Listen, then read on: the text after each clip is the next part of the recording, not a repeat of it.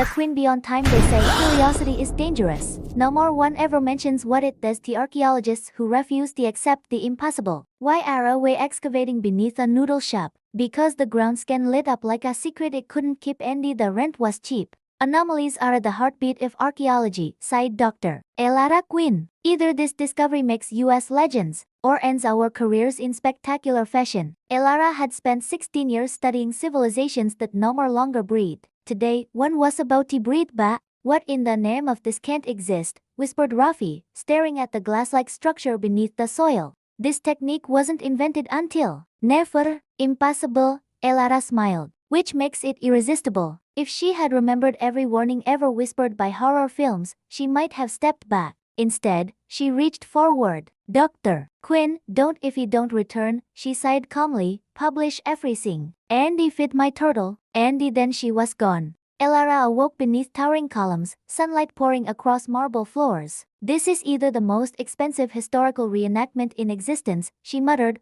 or I've officially lost my mind. A voice echoed, smooth and commanding. This hall was built to humble visitors. It seems it failed. Yas turned. The woman before her wore gold like it was born to her. Queen Aureliana of the Nile, Yas breathed. She bowed instinctively. Your Majesty, I come from distant lands, places where your name is spoken with reverence long after your lifetime. Most who sought the queen praised her power. This stranger spoke of her legacy. Then you are either a prophet, a madwoman, Aureliana smiled, or something far more interesting. I've been called all three. I like honesty. It's rare here. Tell me what troubles Egypt. Carefully, Yas answered. Prosperity binds loyalty stronger than fear. Ceremony feeds pride. Bread feeds survival. The queen studied her, then nodded. You will remain as my advisor. When the river failed to flood, fear spread faster than famine. Merchants raised prices. Whispers of divine anger filled the streets. Open the royal grain stores, Aureliana ordered. They're reserved for the palace, her council warned. The palace exists to serve the people. Gold would vanish. Hope would not. Yas suggested paid public works, canals, ports, repairs. Charity becomes strategy, the queen sighed approvingly. When the river returned, Egypt stood stronger.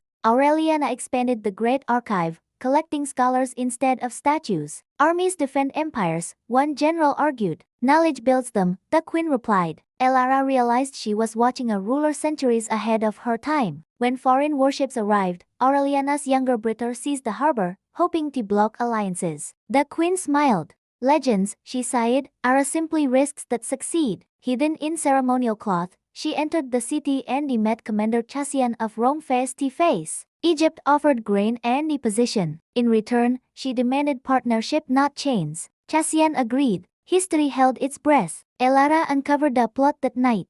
Poison, a ceremony, a replacement ruler. Instead of stopping it, she reshaped it. When the truth was presented, guards exposed the traitors publicly. The queen survived. The people believed the gods protected her. Long live the queen. Later, beneath torchlight, Aureliana revealed the truth. The relic that brought you here has a twin, she sighed. I knew from the beginning who you were. Yas stared. You knew he was from the future? The future makes more sense than most lies, the queen smiled. Will you stay, or return? If we stay, history could change. Perhaps that is why you came. Yas looked once more at the queen who would echo through centuries. History will remember you, she sighed softly. Before leaving, she raised two fingers. One last thing, can we take a portrait? When Yas returned to her own time, she understood something profound. The best way to honor history is not to rewrite it but to understand it deeply enough to learn from it.